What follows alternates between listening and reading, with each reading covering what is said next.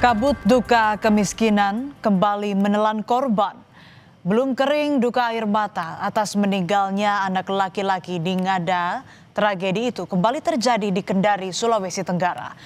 Kesulitan ekonomi membuat seorang bocah perempuan harus ikut mencari nafkah dengan menjajakan tisu kepada pengendara di lampu merah. Namun tak ada yang menyangka langkah kecilnya malam itu justru berakhir di bawah roda alat berat yang bahkan tak sempat melihatnya. Ia tak pernah kembali dan meninggalkan duka bagi keluarga. Anakku mencari uang untuk sesuap nasi, tapi orang yang tabrak dia tanggung jawab.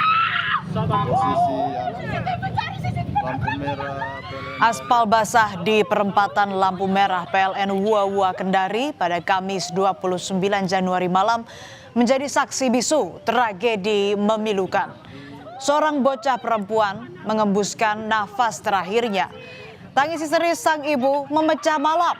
Hatinya hancur memeluk raga anaknya yang sudah tak bernyawa.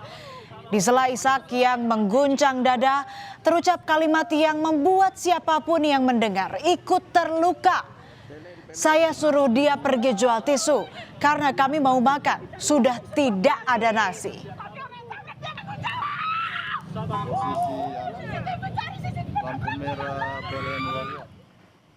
Najwa sore itu pamit hendak berjualan tisu kepada sang ibu. Ia berjanji akan membawa beras untuk keluarga sebagai makan malamnya. Bagi Najwa dan keluarga, uang receh dari pengendara hasil berjualan tisu bukan sekadar tambahan, tetapi menjadi penopang kebutuhan sehari-hari dan biaya sekolahnya. Ekonomi keluarga sulit memaksa Najwa ikut membantu orang tua untuk mencari nafkah. Di bawah guyuran hujan di Kamis malam, ia tetap berdiri sambil menjajakan tisu di tengah dingin yang menusuk. Namun malam itu tak ada beras, Najwa telah tiada. Ia tertabrak alat berat yang tengah melintas.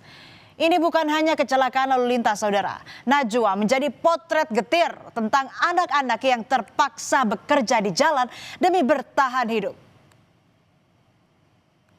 Angkat sapu pangku begini anak saya sampai menangis, ya Allah, kenapakah orang miskin tak pernah dilihat? Sesuap nasi saja, seliter beras saja tidak bisa kita dapat untuk makan. Ya Allah, kenapa begini? Ya Allah, hanya untuk mencari beras anakku dia rela pertaruhkan nyawanya di lampu merah. Kematian Najwa seakan petir di siang bolong. Kabar kematian Najwa diketahui sang ibu di malam hari. Salah satu anaknya berlari menuju rumah membawa kabar duka. Saudaranya sudah tiada. Sang ibu mempercepat langkah menuju jalan raya tempat sang anak selalu berjualan tisu bersama saudaranya. Tangisnya tak bisa terbendung saat melihat tubuh kecil sang anak telah tergeletak di aspal tak bernyawa. Kecelakaan di lampu merah PLN Wua. Awalnya sang ibu menduga anaknya menjadi korban tabrak lari. Namun usai dilakukan pengecekan oleh polisi dan memeriksa sejumlah saksi, diketahui korban tewas akibat tertabrak alat berat. Dari CCTV di lokasi terlihat sebuah alat berat jenis loader menuju atau melaju saat malam peristiwa terjadi. Korban sempat dibawa ke Rumah Sakit Bayangkara Kendari, namun nyawanya tak tertolong. Anakku mencari uang untuk sesuap nasi. Setelah melakukan penyelidikan, polisi menangkap penabrak korban. Pelaku ditangkap di Kelurahan Anawai, Kecamatan Wua Kendari. Saat ini pelaku masih menjalani pemeriksaan intensif untuk mendalami kronologi kejadian dan memastikan unsur-unsur dalam peristiwa kecelakaan tersebut.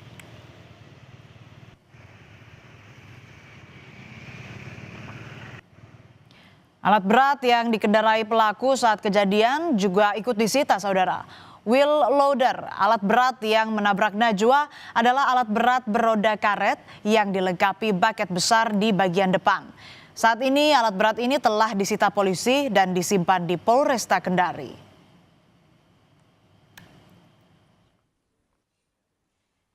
Beberapa keterangan saksi kita juga sudah mintakan dan ada satu petunjuk yaitu CCTV, di mana dari CCTV tersebut kita dapat melihat pada saat kejadian memang benar bahwasannya loader tersebut melintas di TKP. Besok kami Satlantas Polresta Kendari akan melaksanakan gelar perkara untuk meningkatkan statusnya dari penyelidikan ke penyidikan.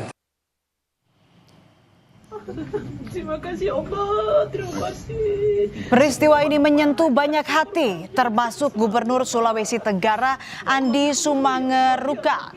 Ia merasakan duka mendalam atas peristiwa ini. Bersama jajarannya, Andi berkunjung ke rumah Najwa sambil membawa sejumlah bantuan untuk kebutuhan sehari-hari. Di rumah sederhana itu, semua kesedihan sang ibu terkuak. Kemiskinan yang mereka derita memaksa sang anak turun ke jalan untuk membantu mencari nafkah. Gubernur menyebut akan memfasilitasi pekerjaan bagi orang tua korban serta membantu renovasi rumah. Ia juga meminta pemerintah kabupaten dan kota untuk memastikan bantuan sosial tepat sasaran bagi warga yang membutuhkan. Tidak serabutan ya. Jadi kita menghimbau ke depan karena ada anaknya 7. Maka kita himbau supaya tidak melakukan lagi membiarkan anaknya jualan di pinggir jalan karena resikonya. Kepala desa, kepala Pak Lurah, tolong dilihat masyarakatnya ya, dan diyakinkan bahwa bansos itu tepat sasaran. Di rumah inilah Najwa, bocah kelas 4 SD ini tinggal bersama orang tua dan ke-6 saudaranya. Kondisi rumah jauh dari kata layak untuk dihuni 9 orang anggota keluarga. Tak hanya kondisi rumah, kondisi ekonomi keluarga korban pun sangat terbatas. Ayahnya bekerja serabutan, sementara sang ibu tidak memiliki pekerjaan tetap. Hal inilah yang memaksa sang anak akhirnya ikut bekerja membantu orang tua untuk memenuhi kebutuhan keluarga walaupun resiko mengancam keselamatan mereka. Ditambah keluarga korban juga tak tersentuh bansos dari pemerintah karena adanya kendala administrasi dari data kependudukan. Menurut temannya dia itu, kalau menurut sebetulnya ekonominya sangat susah, apalagi sejak saya tidak dapat bantuan dari PKH karena memang kartu keluarga saya katanya bermasalah, KTP keluarga saya bermasalah. Jadi sejak itulah saya tidak pernah dapat apa-apa. Jadi saya kalau istilahnya makan hanya untuk makan saja. 1 liter beras itu kadang tidak cukup. Kematian Najwa menjadi tamparan keras bagi sistem perlindungan anak dan jaminan sosial di daerah. Kemiskinan ekstrim memaksa anak di bawah umur turun ke jalanan demi kebutuhan pokok untuk keluarga. Kini Najwa telah pergi. Ia meninggalkan pesan terakhir perjuangan melawan lapar yang berakhir di bawah roda alat berat. 2 anak di Kendari dan Ngada, Nusa Tenggara Timur meninggal dalam kondisi yang seharusnya tidak terjadi, saudara. Di Ngada, seorang anak berusia 10 tahun mengakhiri hidupnya karena tekanan kemiskinan yang terlalu berat bagi tubuh dan jiwanya. Di Kendari, korban tidak memilih jalan itu. Namun, kemiskinan yang sama telah merenggut hidupnya secara paksa.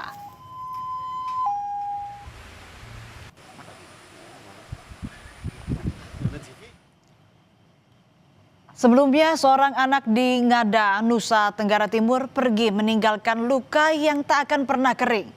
Dengan sepucuk surat yang berisi pesan memilukan. Surat terakhir untuk Mama. Di atas kertas kusam, jemari kecilnya menorehkan kalimat untuk sang mama untuk terakhir kalinya.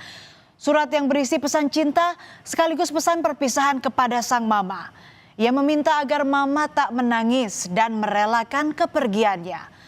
Sebelum mengakhiri hidupnya, korban diketahui sempat meminta uang Rp10.000 untuk membeli buku dan pena kepada ibunya. Namun mendapatkan uang Rp10.000 bukanlah hal mudah bagi sang ibu yang bekerja sebagai petani dan pekerja serabutan. Uang Rp10.000 sangat sulit. Dengan keterbatasan, ia harus membiayai 5 orang anaknya. Pondok bambu di Kebun Sunyi berukuran 2 x 3 meter inilah tempat ia menghabiskan kesehariannya bersama sang nenek tercinta. Pondok bambu ini menjadi saksi kehidupan sederhananya sebelum ia ditemukan meninggal dunia. Tak ada pintu kaca, apalagi rangkaian baja. Di ruang sempit ini terdapat sebuah tungku api yang berdampingan langsung dengan tempat tidur mereka.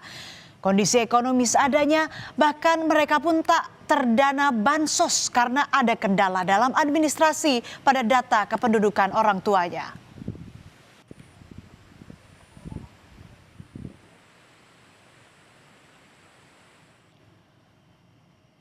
Peristiwa yang dialami bocah di Ngada ini membuat Gubernur NTT marah. Seorang siswa kelas 4 SD mengakhiri hidupnya karena dipicu persoalan ekonomi menjadi tamparan bagi negara. Di depan jajaran pemerintahan NTT, ia murka. Ia menyebut tragedi kemanusiaan ini terjadi sebagai kegagalan pemerintah menciptakan sistem perlindungan sosial bagi warganya. Ia meminta jajarannya untuk mengevaluasi kejadian ini dan meminta peristiwa ini menjadi yang terakhir kalinya. Ini kan kita tidak tahu apa yang salah, tapi berarti peranata sosial kita berarti gagal untuk ini. Pemerintah kita juga gagal, provinsi sama, kabupaten Ngada juga sama. Kita punya peranata agama juga gagal. Peranata budaya juga gagal, sampai orang mati karena di situ. Nah untuk itu saya minta kita sebagai di tempat ini, para pejabat daerah, saya juga sebagai diri saya sendiri. Kayak begini cukup sendiri terakhir sudah. Kematian dua anak di dua wilayah yang berbeda bukan sekadar tragedi individual, tetapi realitas sehari-hari bagi jutaan warga. Kematian kedua anak ini seharusnya menjadi alarm keras bahwa pembangunan tidak boleh lagi diukur dari pertumbuhan ekonomi semata. Pembangunan sejatinya adalah ketika tidak ada satupun anak yang meninggal karena lapar, karena sakit yang bisa diobati, atau karena keluarga miskin untuk mengakses layanan dasar.